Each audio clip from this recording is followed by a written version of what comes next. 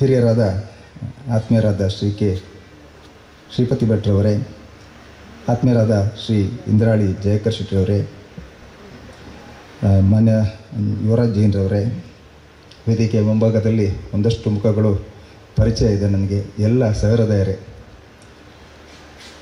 ಒಂದು ಸಂಸ್ಥೆ ಪ್ರಾರಂಭ ಆಗುವ ದಿವಸ ಬಹುಶಃ ನಾವೆಲ್ಲ ಸಂಸ್ಥೆ ಕಟ್ಟಿದವರು ಒಂದಷ್ಟು ಸ್ಟ್ರೆಸ್, ಒಂದಷ್ಟು ಟೆನ್ಷನ್ಗಳು ಇರ್ತವೆ. ಇದು ಎಲ್ಲಿಗೆ ಮುಟ್ತದೆ ಅಂತ ಬಹುಶಃ ಸಂಸ್ಥೆಯನ್ನು ಕಟ್ಟಿ ಮುನ್ನಡೆಸಬೇಕು ಅಂತ ತೀರ್ಮಾನ ಮಾಡಿದಂಥ ದೇವಿಪ್ರಸಾದ್ ಶೆಟ್ರೆ ಮತ್ತು ಶ್ವೇತಾ ದೇವಿಪ್ರಸಾದ್ ಶೆಟ್ರೆ.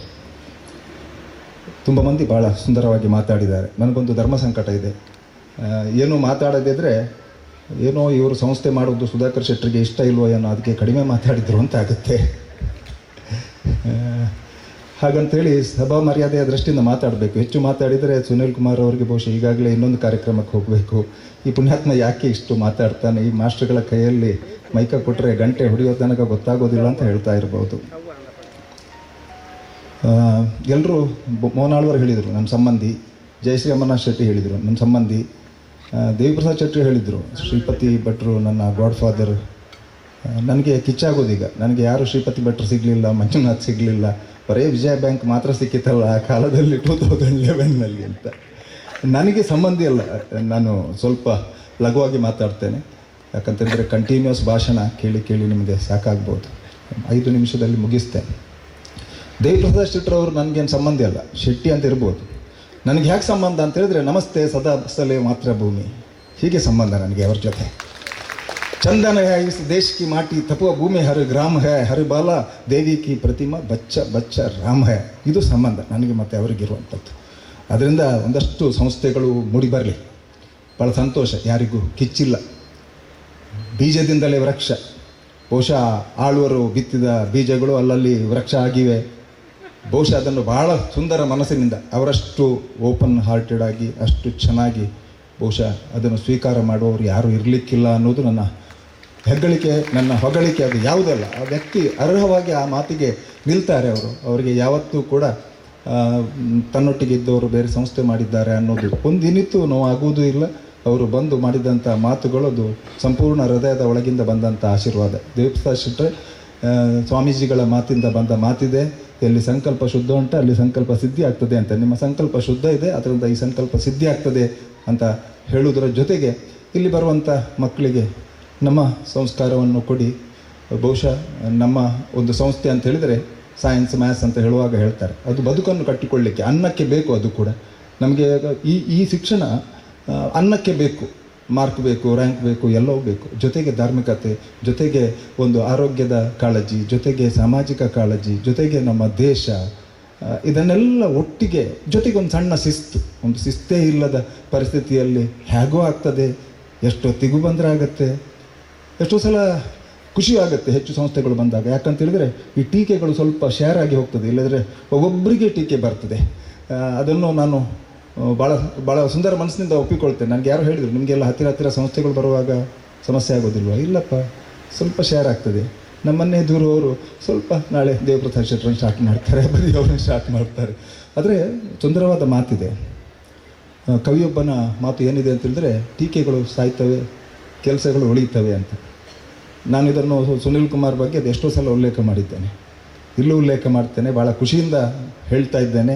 ಸುನೀಲ್ ಕುಮಾರ್ ಅವರಿಂದ ನಾನು ಭಾಳ ದೂರ ಕೂತ್ಕೊಳ್ಳುವ, ಹತ್ತಿರ ಹೋಗಿ ಕೂತೆ. ಇವತ್ತು ರಾಜಕಾರಣಿಗಳನ್ನು ಸ್ವಲ್ಪ ದೂರ ಇಟ್ಕೊಳ್ಳೋದು ನಾನು. ಇದಕ್ಕೆ ಕಾರಣ ಏನು ಅಂತೇಳಿದರೆ, ನಾವು ಮಕ್ಕಳನ್ನು ಸೇರಿಸ್ಕೊಂಡ ಮೇಲೆ ಅವರ ಮಗು ನಮ್ಮ ಕಾಲೇಜಲ್ಲಿ ಕಲಿತಿತ್ತು, ಪ್ರೇರಣಾ ಅಂತ. ಇವತ್ತು ಹತ್ತಿರ ಹೋಗ್ಬೋದು, 97% ತಗೊಂಡಿದ್ದಾಳೆ. ಅದಕ್ಕಿಂತ ದೊಡ್ಡದು ಏನು ಅಂತ ಹೇಳಿದರೆ ನನಗೆ ಭಾಳ ಖುಷಿ ಆಗೋದು ಸಂಸ್ಕಾರ. 97 ಏನೂ ಅಲ್ಲ. ಆ ಮಗು ಒಂದು ಸಣ್ಣ ಕ್ಲಾಸ್ನಿಂದ ಇದನ್ನು ಹೊಗಳಿದ್ರು ಟೀಕೆ ಇರ್ಬೋದು. ನಮ್ಮ ವಿದ್ಯಾರ್ಥಿನಿ ಒಬ್ಬಳು ಅಷ್ಟು ಒಳ್ಳೆಯ ಸಂಸ್ಕಾರ ಇಟ್ಟುಕೊಂಡು ಇಷ್ಟು ದೊಡ್ಡ ಒಂದು 4 ಸಲ MLA ಆಗಿದ್ದುಕೊಂಡು ಓಡಾಟ ಇರುವ ಮನೆಯಿಂದ ಬಂದು, ಎಷ್ಟೋ ಗೆಸ್ಟ್ಗಳಿರುವ ಮನೆಯಿಂದ ಬಂದು 97% ತಗೊಳ್ತಾಳೆ ಅಂತೇಳಿದರೆ ಇದು ನನ್ನ ಜ್ಞಾನಸುಧದ ಅಡ್ವರ್ಟೈಸ್ಮೆಂಟ್ ಅಲ್ಲ, ಆ ಸಂಸ್ಕಾರ ನಾವು ಮಾಡಿದ ಪಾಠಕ್ಕಿಂತಲೂ ಜಾಸ್ತಿ ಆ ಮಗುವಿನ ಒಳಗಿರುವಂಥ ಸಂಸ್ಕಾರಕ್ಕೆ ಆ ಮಾರ್ಕ್ಸ್ ಬಂದಿದೆ ಅಂತ ಹೇಳಿಕೊಂಡು ಸುನಿಲ್ ಕುಮಾರ್ ಅವರಿಗೆ ಅಭಿನಂದನೆಯನ್ನು ಹೇಳಿಕೊಂಡು ಬ್ರಾಕೆಟ್ನೊಳಗಡೆ ಪಾರ್ಟಿ ಯಾವಾಗ ಅಂತ ಕೇಳಿಕೊಂಡು ಡಾಕ್ಟರ್ ಆಳ್ವರಿಗೆ ನನ್ನ ಪ್ರಣಾಮಗಳನ್ನು ಸಲ್ಲಿಸಿಕೊಂಡು, ಯಾಕಂತಂದರೆ ನಾವು ಅಲ್ಲಿಂದ ಬೆಳೆದಿದ್ದೇವೆ. ಶ್ರೀಪತಿ ಭಟ್ರು ಹೇಳಿದ ಹಾಗೆ ಒಂದು ಋಣ ಅನ್ನೋದಿದೆ ನಮಗೆ. ಒಂದು ನಮ್ಮನ್ನು ಈ ಮಟ್ಟಕ್ಕೆ ಬೆಳೆಸಿದ್ರು ಹೇಗೆ ಅಂತ ಹೇಳಿದರೆ, ನಾನು ಅಲ್ಲಿ ಪಾಠ ಮಾಡಿದ್ದೇನೆ. ಎಷ್ಟೆಷ್ಟು ಒಳ್ಳೆಯ ವಿದ್ಯಾರ್ಥಿಗಳನ್ನು ಈ ನಾಡಿನ ಅಗಲದಿಂದ ತಂದುಕೊಟ್ರು. ಒಬ್ಬ ಶಿಕ್ಷಕ ಎತ್ತರಕ್ಕೆ ಹೋಗೋದು ಯಾವಾಗ ಅಂತ ಹೇಳಿದ್ರೆ, ವಿದ್ಯಾರ್ಥಿಗಳು ಭಾಳ ಗಟ್ಟಿ ಇದ್ದರೆ, ವಿದ್ಯಾರ್ಥಿಗಳು ಶಿಕ್ಷಕನಿಗಿಂತಲೂ ಹೆಚ್ಚು ತಿಳಿದವರು ಇರ್ತಾರೆ. ಜ್ಞಾನ ಅನ್ನೋದು ನೀರಿನ ಹಾಗೆ ಎತ್ತರದಿಂದ ತಗ್ಗಿಗೆ ಹರಿತದೆ. ಕೆಲವೊಮ್ಮೆ ನಮ್ಮ ವಿದ್ಯಾರ್ಥಿಗಳು ನಮಗಿಂತ ಎತ್ತರ ಇರ್ತಾರೆ. ಇವತ್ತು ನಾವು ಇಷ್ಟು ಚೆನ್ನಾಗಿ ಬಂದಿದ್ದೇವೆ ಅಂತಾದರೆ ಅದರ ಹಿಂದೆ ವಿದ್ಯಾರ್ಥಿಗಳು ಇದ್ದರು. ಅಂಥ ಒಳ್ಳೊಳ್ಳೆ ವಿದ್ಯಾರ್ಥಿಗಳು ದೇವಿಪ್ರಸಾದ್ ಶೆಟ್ಟಿ ನಿಮಗೂ ಸಿಗಲಿ. ನಿಮ್ಮದು ಈ ಒಂದು ಕೈಂಕರ್ಯ ಏನು ಮಾಡಿದ್ದೀರಾ ತುಂಬ ಚೆನ್ನಾಗಿ ಮಾಡಿ, ದೇಶ ಕಟ್ಟುವ ಕೆಲಸ ಮಾಡಿ. ದೇಶಕ್ಕೆ ಇಂಥ ಸಂಸ್ಥೆಗಳ ಅವಶ್ಯಕತೆ ಇದೆ. ನಾವು ಖಂಡಿತ ನಿಮ್ಮ ಜೊತೆ ನಮಗೆ ಗೊತ್ತಿರುವ ಅನುಭವದ ನೆಲೆಯಲ್ಲಿ ಏನು ಸಾಧ್ಯತೆ ಇದೆಯಾ ಅದನ್ನು ಖಂಡಿತ ನಾವು ಎಕ್ಸ್ಟೆಂಡ್ ಮಾಡ್ತೇವೆ. ನಮಗೆ ಯಾವತ್ತೂ ಕೂಡ ರಾಜೇಶ್ವರಿ ಟ್ರಸ್ಟ್ ಬೆಳೆದಾಗ ಜ್ಞಾನಸುಧಾಕ್ಕೆ ಯಾವತ್ತೂ ಕೂಡ ಅದೊಂದು ಸ್ಪರ್ಧೆ ಅಂತ ಆಗೋದಿಲ್ಲ. ಮತ್ತು ಶಿಕ್ಷಣ ಸಂಸ್ಥೆಗಳಲ್ಲಿ ನಮಗಿರುವಂಥ ಹೆದರಿಕೆ, ನನಗಿರ್ಬೋದು, ಆಳ್ವರಿಗಿರ್ಬೋದು, ಯಾವುದೇ ಸಂಸ್ಥೆ ಮಾಡಿದವ್ರಿಗೆ ಹೆದರಿಕೆ ಏನು ಅಂತ ಹೇಳಿದ್ರೆ, ಈ ಶಿಕ್ಷಣ ಸಂಸ್ಥೆ ಒಮ್ಮೆ ಮಾಡಿದ ಮೇಲೆ ಅದನ್ನು ಬೇರೆ ಏನು ಮಾಡಲಿಕ್ಕಾಗೋದಿಲ್ಲ.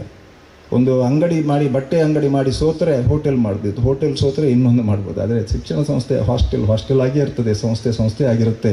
ಅದರಿಂದ ನಮ್ಮ ಹಿಂದೆ ಬಹಳ ದೊಡ್ಡ ಜವಾಬ್ದಾರಿ ಇರುತ್ತೆ, ನಮಗೊಂದಷ್ಟು ಸ್ಟ್ರೆಸ್ಗಳು ಇರ್ತವೆ. ಆದ್ದರಿಂದ ನಿಮಗೆಲ್ಲರಿಗೆ ನಾನು ಹೇಳುವಂಥ ಮಾತು, ಇವತ್ತು ನೀವು ಬಂದಿದ್ದೀರಿ, ಖಂಡಿತ ಬಂದವರು ಏಕೆ ಬಂದಿದ್ದೀರಿ? ಬರುವಾಗ ಹೃದಯದ ಒಳಗಿಂದ ದೇವಿಪ್ರಸಾದ್ ಶೆಟ್ಟರು ಒಳ್ಳೆಯದಾಗಬೇಕು, ಈ ಸಂಸ್ಥೆ ಒಳ್ಳೆಯದಾಗಬೇಕು ಅಂತ ಬಂದಿದ್ದೀರಿ. ನಿಮ್ಮೆಲ್ಲರ ಪಾದ ಸ್ಪರ್ಶ ಈ ದಿನ ಈ ಮಣ್ಣಿಗೆ ಭಾಳ ದೊಡ್ಡ ಆಶೀರ್ವಾದ ಆಗಲಿ. ಅವರು ಏನೇನು ಕಷ್ಟಪಟ್ಟುಕೊಂಡು ಏನು ಕನಸನ್ನು ಕಂಡಿದ್ದಾರೆ ಆ ಕನಸುಗಳು ಸಾಕಾರ ಆಗಲಿ.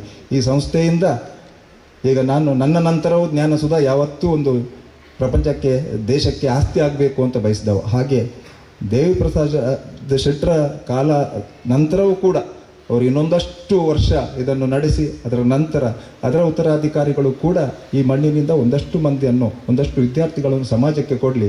ಅವರು ಸಮಾಜದಲ್ಲಿ ದೇಶದ ಆಸ್ತಿಯಾಗಿ ಮತ್ತು ತಂದೆ ತಾಯಿಯ ಕಣ್ಣಲ್ಲಿ ಯಾವತ್ತೂ ನೀರು ಬರದೆ ಆನಂದ ಬಾಷ್ಪವನ್ನು ಮಾತ್ರ ಭರಿಸುವಂಥ ವಿದ್ಯಾರ್ಥಿಗಳಾಗಿ ಬೆಳೆಯಲಿ, ಸಂಸ್ಕಾರವಂತರಾಗಿ ಬೆಳೆಯಲಿ ಅನ್ನೋದು ನಮ್ಮ ಆಶಯ. ಇಷ್ಟು ಮಾತು ಹೇಳಿಕೊಂಡು ಒಂದಷ್ಟು ಮಾತಾಡಬೇಕು ಅಂತ ಆಸೆ ಇದೆ. ಆದರೆ ಒಂದು ಸಣ್ಣ ನಿಮಗೆ ಖುಷಿಯಾಗಲಿ ಅನ್ನುವ ದೃಷ್ಟಿಯಿಂದ ಅಲ್ಲ, ಆಳ್ವರಿಗೆ ಒಂದು ದೊಡ್ಡ ಬೈಪಾಸ್ ಸರ್ಜರಿ ಆಯಿತು. ಆ ಘಟನೆ ಹೇಳಿಕೊಂಡು ಮಾತು ಮುಗಿಸ್ತೇನೆ, ಯಾಕೆ ಸೀರಿಯಸ್ ಟಾಕ್ ಅಲ್ವಾ. ಬೈಪಾಸ್ ಸರ್ಜರಿ ಆಗಿ ನಾನು ಅವರನ್ನು ನೋಡಲಿಕ್ಕೆ ಬ್ಯಾಂಗ್ಳೂರಿಗೆ ಹೋಗಿದ್ದೆ. ಬೈಪಾಸ್ ಸರ್ಜರಿ ಆಗಿ ಒಂದು 2-3 ದಿವಸ ಅವರು ಹೊರಗಡೆ ಬಂದು ವುಡ್ಲ್ಯಾಂಡ್ ಹೋಟೆಲ್ನಲ್ಲಿದ್ದರು. ನಮ್ಮ ಶ್ರೀಪತಿ ಭಟ್ರು ಹೇಳ್ತಾಯಿದ್ರು, ಆಳ್ವರು ಏನೇನೆಲ್ಲ ಮಾಡಿದರು